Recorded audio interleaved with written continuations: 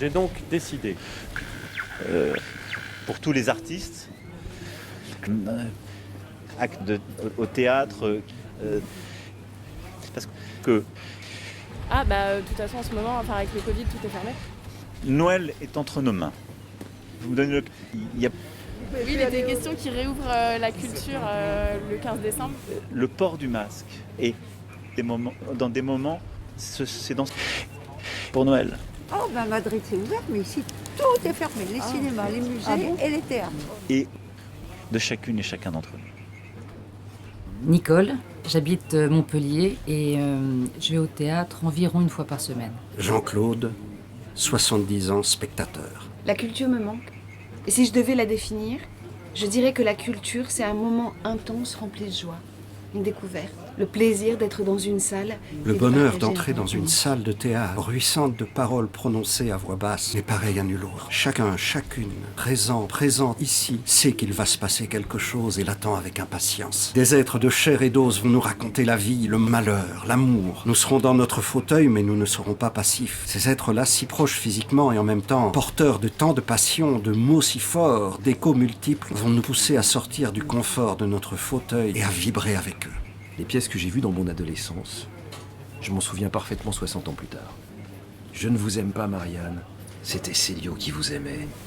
Ça vaut la peine d'aller au théâtre pour voir quelque chose qui arrive. Vous entendez? Qui commence et qui finisse. C'est pas de moi ça, c'est de Paul Claudel. Elle est ancrée au plus profond de moi. Être essentiel ou ne pas être essentiel, c'est là la question. Le théâtre n'a pas de substitut. Cette communication, ce lien si particulier entre les acteurs et la salle, entre les spectateurs eux-mêmes, eux qui décident de la réussite de la soirée. À la fois être avec soi-même, avec son histoire, sa vie, ses doutes, ses peurs, ses ressources, et en même temps être avec les autres. Partagé, solidaire. Adeline, 43 ans. J'habite dans la province vendéenne et le spectacle vivant, pour moi, c'est quelque chose de fondamental. La culture me manque. Ce qui me manque, c'est la rencontre visuelle des acteurs, les voir évoluer sur scène.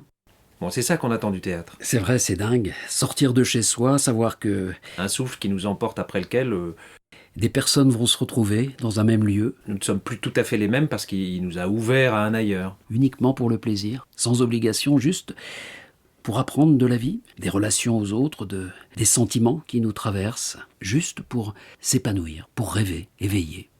Être privé de théâtre, c'est être privé d'émotion, de réflexion, privé d'un sens, de communauté, de communion, être privé de penser plus loin que le bout de son nez, être privé d'espace pour respirer, être privé d'une forme de liberté, de choix, de vie, de vibration, d'être. Être essentiel ou ne pas être essentiel, c'est là la question. C'est au théâtre que j'ai éprouvé mes premières émotions au plus profond de moi, que j'ai vraiment ri et pleuré sans réserve, que j'ai compris l'importance des mots, de la musique des mots, ces émotions qui se transmettent entre les acteurs et les spectateurs, l'importance des silences et des réactions partagées de la salle. Aujourd'hui que j'en suis privé, je me sens comme en état de manque. Actuellement, là Attendez, mais j'attends avec impatience la nouvelle pièce de théâtre. Qu'est-ce que vous voulez que je vous dise? Je veux dire que... Monstre à les coutures, Python, j'allais dire en direct et en continu culture. Je suis très attentive. Madame la ministre, c'est la revendication précise. Je peux juste terminer. Bon, d'accord.